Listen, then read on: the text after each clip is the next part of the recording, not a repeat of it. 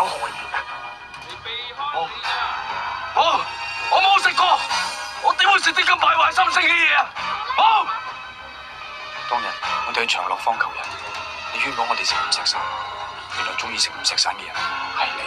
冇，我冇食過。唔怪得之前嗰兩局你會贏啦，周文斌。原來你係靠食五石散嘅，我哋係唔會承認個賽果噶。冇錯啦，唔會承認個賽果嘅。周文斌，我以為你技藝超群，真材實料，所以我先賞識你，提攜你。但係真係估唔到，你用埋啲旁門左道，靠藥物嚟取勝，我真係有眼無珠。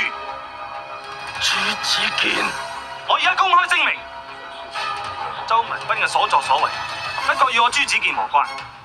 各位公證人，請你哋依法從刑。如今我哋宣布，周文斌以不法手段作弊，理應革去比試。